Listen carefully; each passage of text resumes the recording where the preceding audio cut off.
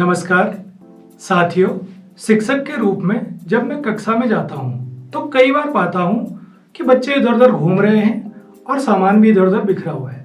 तो ऐसी स्थिति में मेरा अधिकतर समय उस सामान को समेटने में और कक्षा को व्यवस्थित करने में चला जाता है। इस चुनौती से निपटने के लिए हम कक्षा प्रबंधन पर जोर देते हैं। तो कक्षा प्रबंधन के आज हम 4 महत्वपूर्ण बिंदुओं पर बात करने वाले हैं। सबसे पहले हम बात करते हैं कक्षा के भौतिक वातावरण पे। तो जिस स्थान में सीखने सिखाने का काम हो रहा होता है वह स्थान बच्चों के लिए सुरक्षित होना चाहिए और आरामदायक होना चाहिए। बच्चों के बैठने के लिए भी उसमें उचित व्यवस्थाएं होनी चाहिए। पढ़ाने में काम आने वाली मूलभूत चीजें जैसे चौक, डस्टर, बोर्ड, टीएलएम, ये सब भी हम पहले ही अरेंज कर लेते हैं ताकि इनकी व्यवस्था में हमारा समय बर्बाद ना हो। साथियों, बच्चे जब पेंसिल छील रहे होते हैं तो उनके छिलके भी बिखर जाते हैं और कागज के टुकड़े भी इधर उधर उड़ रहे होते हैं। तो हम बच्चों से ही बात करके उनकी कुछ सुंदर सी कलाकृतियां बनाकर कक्षा को सुसज्जित भी कर सकते हैं और बच्चों में रचनात्मकता का विकास भी कर सकते हैं। अब हम बात करते हैं कक्षा में बैठक व्यवस्था की।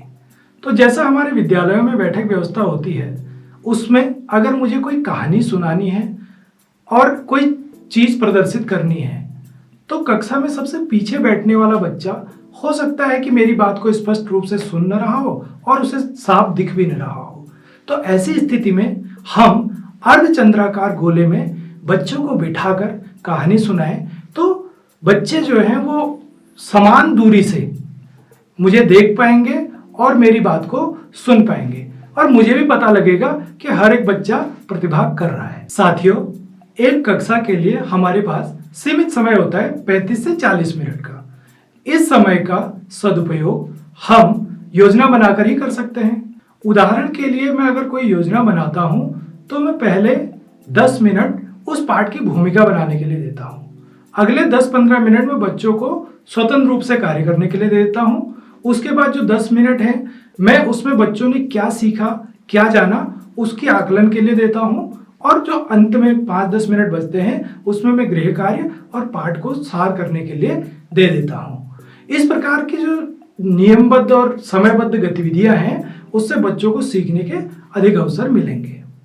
जहां तक बात शिक्षक और बच्चे के संबंध की है तो हम सब जानते हैं कि हम अपनी बात खुलकर उसी व्यक्ति से कहते हैं जिसके साथ हम घुल मिल जाते हैं।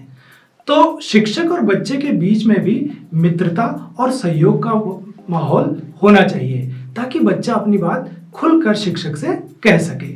ऐसे माहौल में बच्चे का आत्मविश्वास बढ़ जाता है और उसके प्रतिभाग करने की संभावना भी बढ़ जाती है। तो आज की बातचीत से हमने समझा कि कक्षा प्रबंधन कैसे सीखने सिखाने में मददगार होता है।